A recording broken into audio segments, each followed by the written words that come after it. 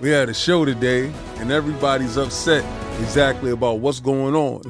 And I don't know exactly what you're upset about because the financials is in, cash is up. People is walking around talking doom and gloom. Oh, Microsoft might be out of the console business in 10 years. Boy, who the hell knows what's going to happen in 10 years? I don't know what's going to happen in 10 years, but what I do know is going to happen very soon, the next couple of years, Microsoft is going to drop a new console. And with that new console, there's going to be a whole lot of new games and new stuff going on.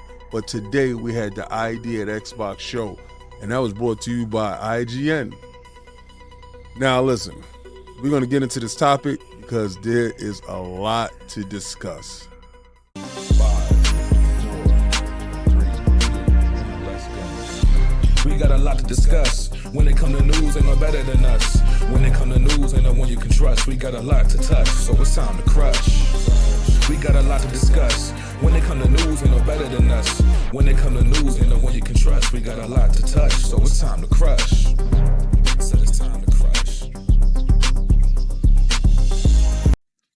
Peace and blessings, and welcome back to Xbox Frontline News with your boy, the King.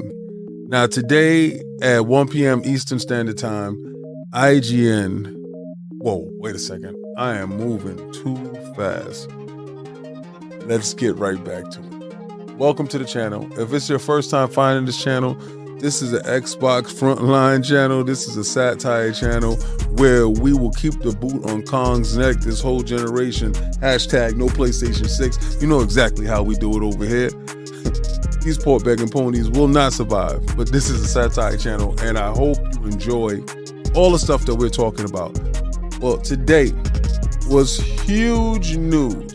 I mean, especially if you're in the business of reporting on little quaint games that are coming out, you know, in the near future, games that you might not necessarily run and go get. And this is the reason why I think Game Pass is the most diverse, multifaceted system to delivering you games, platform that can deliver you games in such a fashion that allows you to partake when you might not have done it before.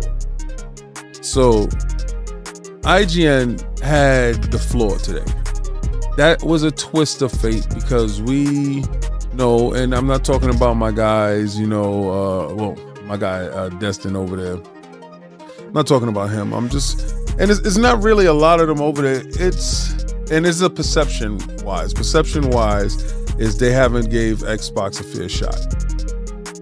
So today I watched the show, and I must say hats off to you guys. Hats off to you guys because y'all put together a top-notch quality show that I enjoyed. I think everybody else enjoyed. To be honest with you, it was how it was supposed to be, how it was brought up to you. Very clean, very concise in the branding of this showcase, this indie showcase, if you will. But this is something that I hope they continue with them because this gives them a greater awareness of the Xbox platform. Now, I had a lot of my personal favorites that were shown there, you know, and I'm going to get into each title that I thought stood out to me and I would partake in, even though there was 20 new titles that was being shown. And, you know, well, 20 titles that were being shown, new titles that we heard about before, some debut. And we even had a Game Pass drop that dropped, I think it was called the Rewinder, that was dropped today inside Game Pass, Shadow Drop. I love stuff like that. So Shadow dropping games in Game Pass today that you have a show, that shows value. That shows that you care about your consumer. That shows that you care about the platform. So I do appreciate Microsoft getting, you know, busy with that aspect of it. You know, you had a lot of collaborations that was happening today, and they seemed to get everything all together in one tight bow. Now, the first video I did get a chance to see is Farah, the Sundered Tribes, and it starts off very cool, like you jump off this cliff with your friends. The world is very expansive, very colorful. It leans into a Fortnite feel for me, so you know I'm definitely amped up about this. And but they said it's like Monster Hunter. The world looks huge. This does not look to me to be a AA indie title. I don't know. I think maybe we have lower expectations now for indies, but at this moment, these indies is rocking. So this was one of my standouts at the show. I thought this was a phenomenal get for Xbox for it to be on the platform. They have like the swing mechanic to keep you in the air. They heavily on aerial combat. The aerial combat aspect of it is cool. And the world just looks fully inhabited. Like you can go everywhere, every nook and cranny. And then you get a chance to fight these giant, huge monsters. And, you know, she landed on the monster's back and she continued to take the fight to the monster. I'm just baffled at the fact that this game is at an indie, you know, like showcase. This is one of my standout titles. The next titles that, you know, we get a chance to look at is something great too. Well, the next title isn't a secret to anyone any longer. You know, Pal World is a phenomenal game that is definitely taking the world by storm. I love that they introduced a couple of new pals, and they also show some arena type of things, but the new pals look very intriguing. I'm a complete fraud. I haven't got a chance to really delve deep into the game because I didn't like the frame rate and stuff, but people are telling me every day this game gets better and better. So I'm glad that it's here. I'm glad it's continued to, you know, make a ton of money and lean heavily into its little indie roots. Very phenomenal game. So many people love it, and it's another way to get people back and engaging into the game. Pal World on Game Pass. This is phenomenal stuff. Triple I Initiative. This is going to be something different. So you have Kill Knight, you know, Playside Studios. It looked like it was bloody, it was brutal. You have Risk for the Rain 2, Devotion of Update. That looks cool. Shadows of Doubt looks good. All the stuff, you know, with Power World Arena, that's the arena mode that I was telling you about. That's phenomenal. Let's School, not for me. Could be for you guys. My time at Sandy Rock. That's not for me again. But, you know, Vampire Survivors, this is definitely for me. I'm a Vampire Survivor nut, you know. That's tier game. I can't wait to get into that. Flintlock, Siege of Dawn. This is one that I'm looking forward to, even though I'm not a Souls type of guy.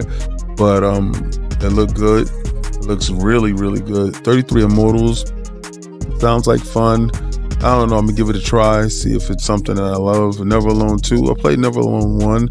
Really couldn't get into it. Streets of Rogue 2 looks really good. The dogs and stuff running around the world. The Death Must Die looks nuts, to be honest with you.